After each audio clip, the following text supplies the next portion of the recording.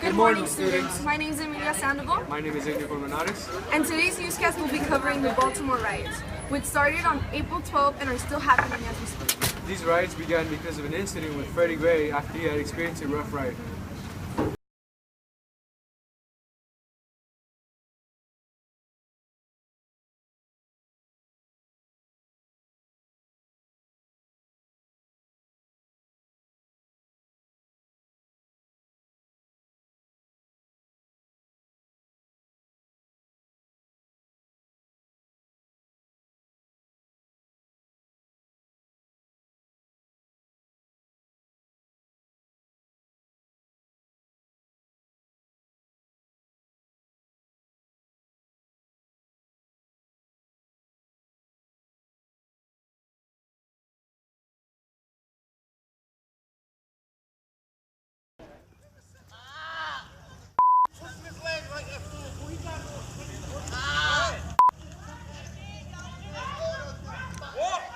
Shorty, that was after they tased out him like that. Man, I've been recording. I've been recording it. I've been recording it. What car they come out of, yo? He on a bike, yo, right there. Him right there. He on a bike. I got it. Don't worry about it. Don't worry about it. Don't worry about it, yo. Get his badge, man. His chop badge. After they did tase yo like that, you wonder why he can't use his legs.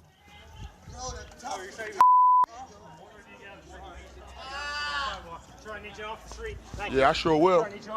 I sure will.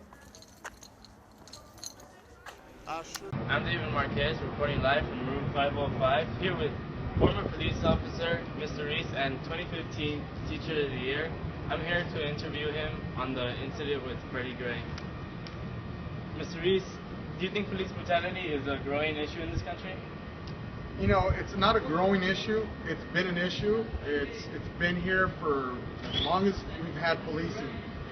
This phenomenon of police brutality, excessive force, has existed in our communities, particularly those of low-income and minority communities, for a very long time.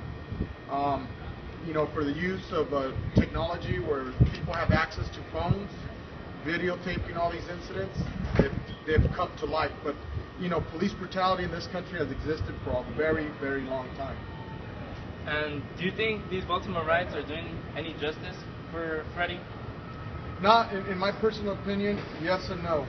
No, in the sense that, you know, it's just, unfortunately, the country sees just the violent aspects. Majority of the people don't understand the difficulties, the obstacles, the daily struggles of the people that live in these types of communities. They don't understand, and unfortunately they just stereotype and generalize and see the violence and see, well, that's what they deserve. On the other hand, you know, people that have experienced, that have lived and do come from these communities understand the struggles, understand the plight, and from their point of view, they do see that this is bringing it out to light, that they are getting justice for Freddie Gray. It's a tough situation. It's a tough issue. There needs to be more dialogue, more conversation, and this is unfortunately a step forward in that direction, in my opinion. But you know, we really haven't come a long way. We have not, and we have a long way to go. All right. And as a former Fresno Police Department police officer, how do you think you would have handled the situation differently? Well, you know, it comes down to being a human being.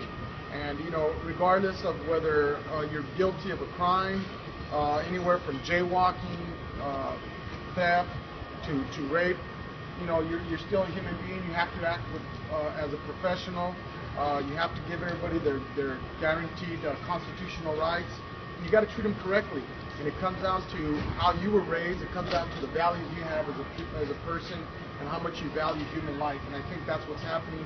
A lot of these police officers, or certain ones, just don't value that, don't value human beings. All right. Thank you, Mr. Reese.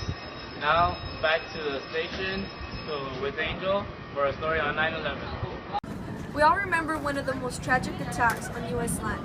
On September 11, 2001, most say it was a terrorist attack. And some people have other explanations. There are many conspiracies, but today we will be covering a demolition conspiracy.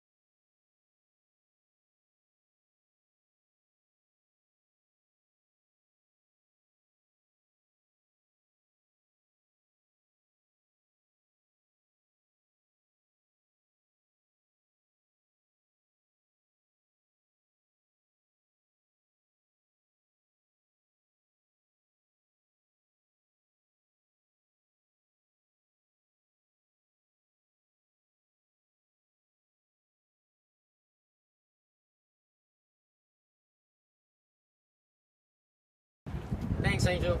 Here I am reporting live with Mr. Torres outside room 411. I'm here to interview him on his perspective regarding 9/11. So, Mr. Torres, do you think terrorists were actually responsible for 9/11, or do you think it was a ploy conspired by the U.S. government? I really don't think it was a ploy that was constructed by any terrorist group or Osama bin Laden. I think it was the U.S. government that used it as a tool to try to get the U.S. involved into affairs in the Middle East. There's some great documentaries that talk about this, and there's some great evidence that suggests that the U.S. government, along with George Bush and Dick Cheney, knowingly conspired to try to get the U.S. involved in the Middle East.